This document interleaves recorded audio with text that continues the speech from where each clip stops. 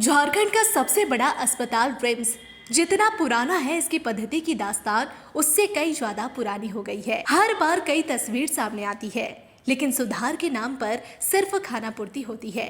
खासकर अगर देखें तो डॉक्टर की अनुपस्थिति अस्पताल में ज्यादा दिखती है और निजी क्लिनिक में ज्यादा समय बिताते हैं। कुछ विभाग के चिकित्सा के समय ओपीडी पहुंचते हैं, लेकिन अब निदेशक डॉक्टर राजकुमार ने कड़े लहजे में डॉक्टर को कह दिया है कि कार्यशैली में सुधार लाए, तभी वो रिम्स में रहे, नहीं तो छोड़ दे, प्राइवेट प्रैक्टिस कीजिए, यहाँ कोई जरूरत नहीं है। दरअसल हुआ यूं कि 12-15 में न्यूरो सर्जरी ओपीडी से वापस जाते समय उनकी नज़र ओपीडी पर पड़ी।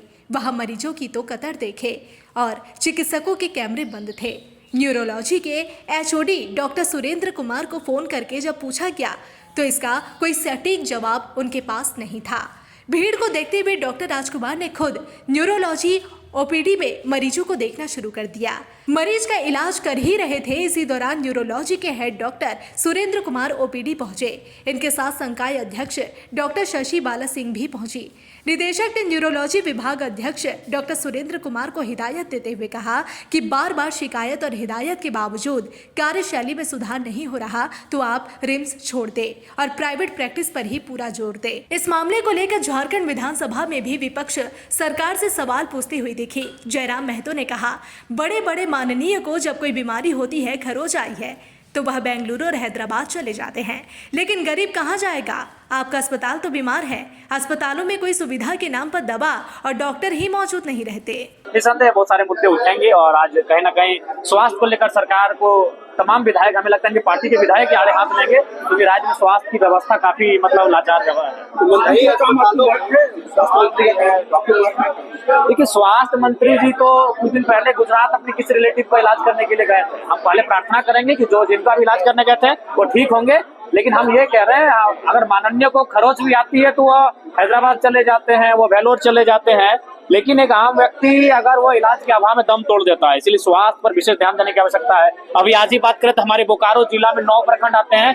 9 प्रखंड के स्वास्थ्य कर्मी जो कॉन्ट्रैक्ट पर हैं, आउटसोर्स के माध्यम से, वो धरने पर बैठे हैं। 5 महीने से 6 महीने से उनका वेतन नहीं मिला है, तो सोच सकते हैं कि स्वास्थ्य की व्यवस्था क्या है। कई अस्पतालों में सामान नहीं इलाज करने, कई क्या रांची रिम्स में हमको लगता है हमारा जो है वो 5 वर्षों से कार्य नहीं कर रहा। निसंदेह दवा भी बाहर से खरीदना पड़ रहा है। तो रांची के रिम्स जो राज्य का सबसे बड़ा अस्पताल है, सबसे विश्वसनीय अस्पतालों की श्रेणी में आया करता था, आज उसकी ये हालत है, तो फिर हम बाकी अस्पतालों की हालत तो क्या सोच सकते हैं। वहीं मांडू से विधायक तिवारी महतो ने कहा कि झारखंड के सभी अस्पताल बदहाल है। दवा तो छोड़िए, एक सिरिंज भी अस्पतालों में नहीं मिल रही है। वह खुद कई बार रिम्स गए हैं, जहाँ की बदहाली देखकर सोचने पर मजबूर हो जाते हैं कि आखिर इतना बर्बाद अस्पताल कैसे हो गया। रिम्स के निर्देशक बोला है, जिन डॉक्टरों को काम नहीं करना है वो अपना प्राइवेट में जाके करे, तो आप सोच सकते कि क्या स्थिति होगा जब निर्देशक का सुन नहीं रहे हैं।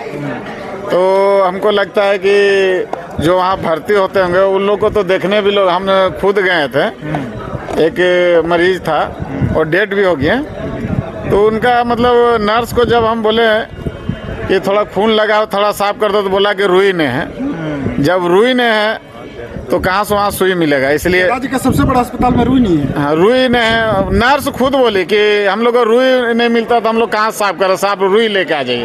आपके क्षेत्र में क्या हाल है स्वास्थ्य व्यवस्था? स्वास्थ्य व्यवस्था पूरा चरमराया हुआ है, चाहे मेरा मांडू हो, डाड़ी, और डाड़ी में अभी उप स्वास्थ्य केंद्र तक नहीं खुला है। आपका डाड़ी प्रखंड में, जो कि माननीय उस समय मुख्यमंत्री मधु कोड़ा जी थे, वहाँ पे ब्लॉक का उद्घाटन हुआ, उस समय से इस स्टेप का। अब जिस तरह से रिम्स के निदेशक ने अपना पेपर दिखाया है और फटकार डॉक्टर को लगाई है, इससे उम्मीद है कि रिम्स में सुधार हो सकता है।